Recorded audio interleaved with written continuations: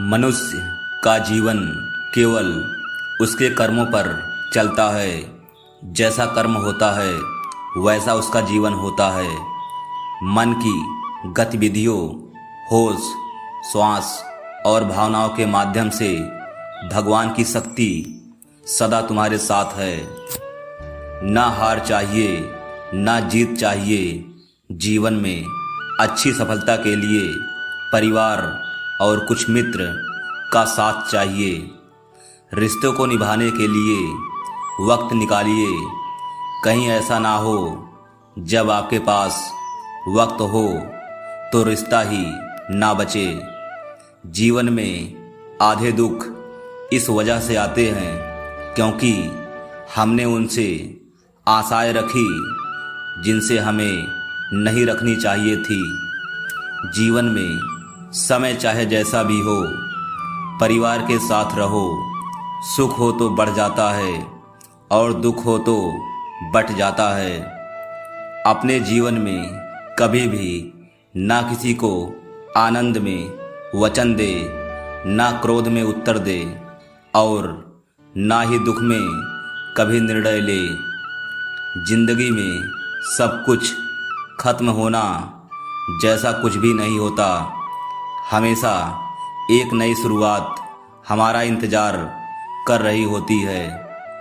लोग कहते हैं अपनों के आगे झुक जाना चाहिए, किंतु सच बात तो यह है जो अपने होते हैं वह कभी झुकने नहीं देते।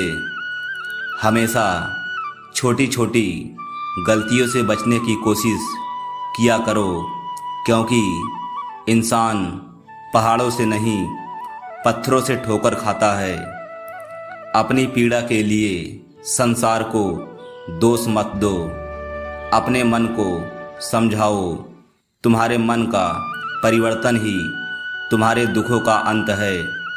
एक बार माफ़ करके अच्छे बन जाओ, पर दोबारा उसी इंसान पर भरोसा करके बेवकूफ़ कभी ना बनो।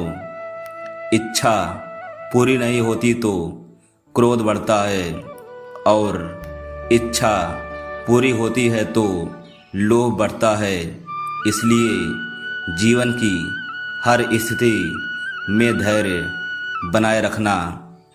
अगर तुम अपना कल्याण चाहते हो तो सभी उपदेशों, सभी धर्मों को छोड़कर मेरी शरण में आ जाओ। मैं तुम्हें मुक्ति प्रदान करूँगा। जो हुआ अच्छा हुआ, जो होगा अच्छा होगा। स्वयं को मुझ पर छोड़ दो, अपने कर्म पर ध्यान दो।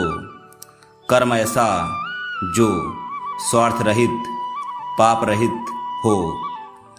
कृष्ण ने दुष्टों को भी अपनी गलती सुधारने का मौका दिया क्योंकि वो किसी मनुष्य को नहीं, उसके अंदर के बुराई को मारना चाहते थे।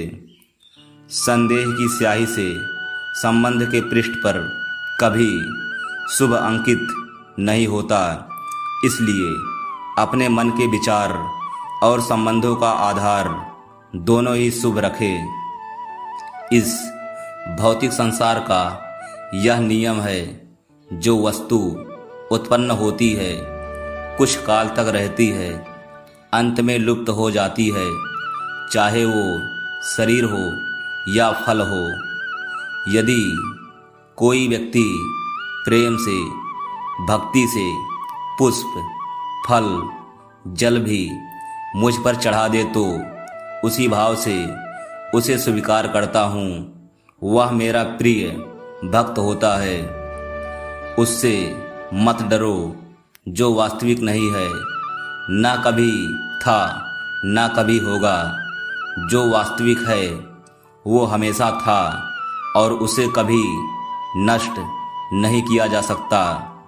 जीवन में आधे दुख इस कारण जन्म लेते हैं क्योंकि हमारी आशाएं बड़ी होती हैं। इन आशाओं का त्याग करके देखो, जीवन में सुख ही सुख है।